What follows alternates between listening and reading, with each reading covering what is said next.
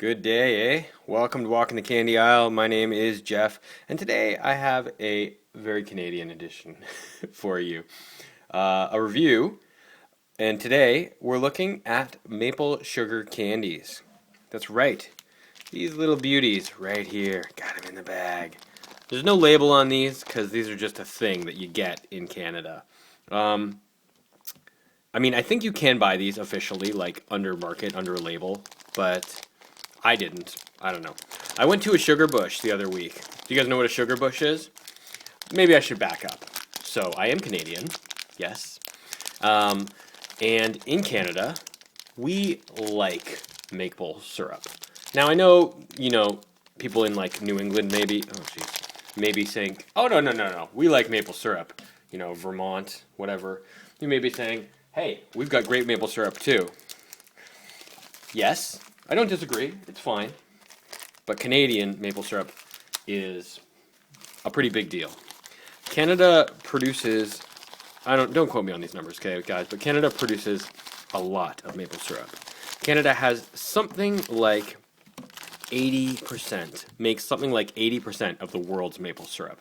It's true. We actually have a syrup reserve, like how some countries have different, metals as resources. Canada literally has a maple syrup reserve. It's kind of insane, I know, but it's such a massive export for the country that it is actually like kind of a deal. There are thousands and thousands of maple farms in Canada, and actually most of them are in Quebec. I live in Ontario, but maple syrup is a big deal in Canada. It really is. And if you live in, if you live in a city, it's obviously you're not really interacting with it necessarily. But if you live just outside the city, or if you live in a city and you want to go and see maple syrup being harvested, you would go out around this time of year, sort of the March, April time frame, and you'd go to what they call a sugar bush. Sometimes even February, February, March, I guess more even. You go to a sugar bush, which is the part of the bush where the sugar trees are, the maple trees, right?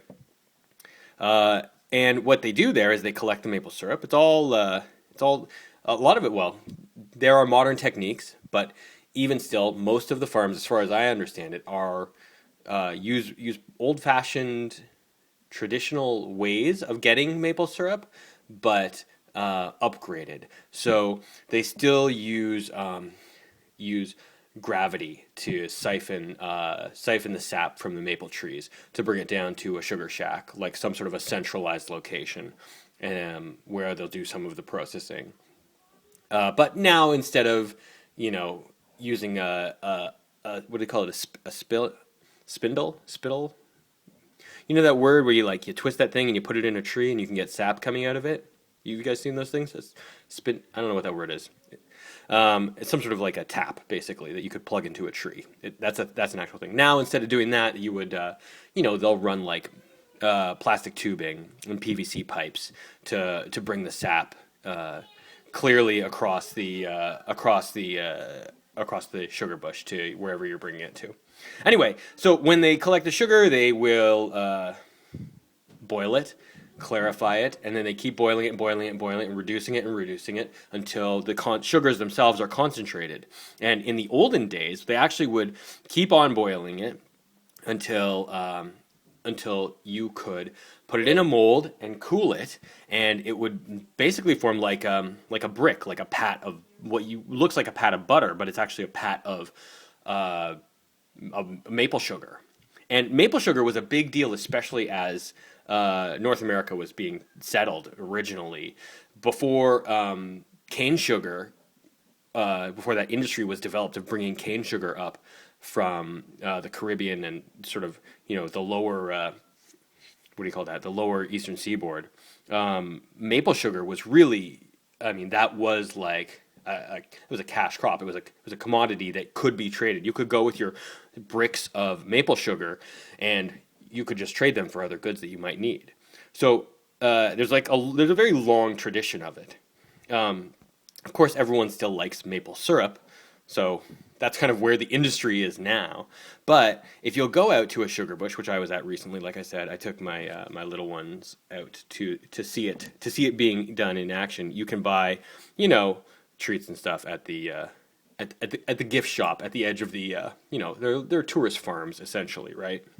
But it's good. You get to learn a little bit of history.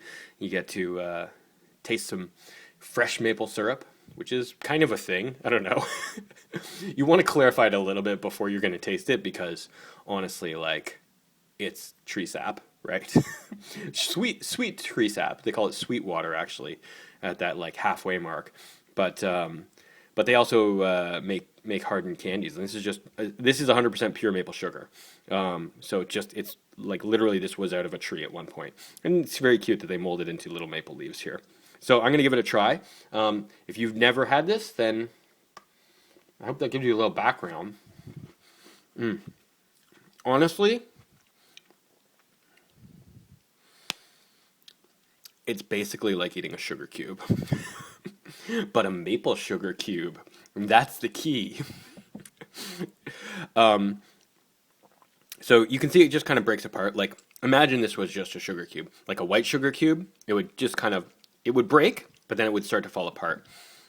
Maple sugar is it's a little denser, a little thicker, I think. But in your mouth, it has that same quality that other sugar has. It dissolves very quickly. But closer to a brown sugar than a processed white sugar, maple sugar has a texture to it. It's less coarse. It's a little softer, and of course, being maple, it smells and tastes like maple syrup. If you were to somehow, for people who don't have access to this kind of a candy, just imagine if you were to somehow take maple syrup and make it into a candy, like a sugar candy, right? Like that's actually exactly what this is. Maybe that would have saved a lot of explanation if I had just said that. Take maple syrup and make it into a sugar cube. That's what this is. So it's really good. It's really sweet. Like it's very strongly sweet, but it's even. And the tang, that maple syrup tang, really characterizes the flavor, obviously. So I don't want to overdo it because these things are very sweet, so they're not the kind of thing that I would say you want to eat a lot of. But you do eat them as candies. Sure, you can use maple syrup to sweeten kind of anything you want. Why not? You can, I imagine, go out to the store, some stores, and buy like maple sugar as like a powdered sugar if you wanted. But I don't know that you would want to. It's such a distinct taste. I think it would be better to go with, like your brown sugar. But it's similar to that. It's got a similar sort of texture and sort of, I don't know. It makes me feel the same way that I do about brown sugar, other than that maple taste. So it's very, very good, and I definitely recommend this to try for anyone, especially if you haven't had a chance to, and it is kind of a weird little cultural thing. And they probably sell these in the States at your own sugar bushes down in the States. Yeah, but I would recommend these. I mean, I think that they're really cool, and it's an interesting kind of a candy and very different.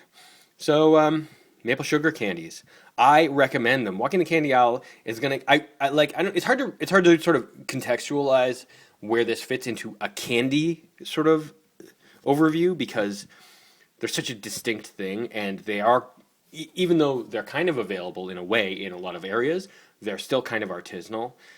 Also, these do come in like packaged boxes, but they're not, even in Canada, they're like few and far between. You don't find these all the time. Or maybe you'd have to know where to go to like a specialty store. So, this is not like your typical candy aisle kind of candy, right? It might be like a weird special occasion, like holidays, probably maybe more likely like after you've gone out to the farm to go see the maple trees. That's maybe more common.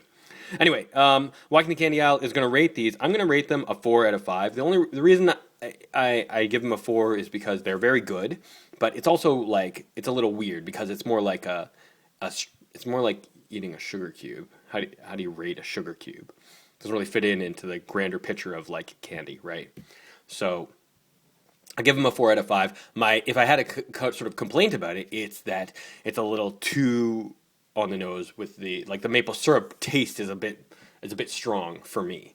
But if you're a huge pure maple syrup fan, then these are great.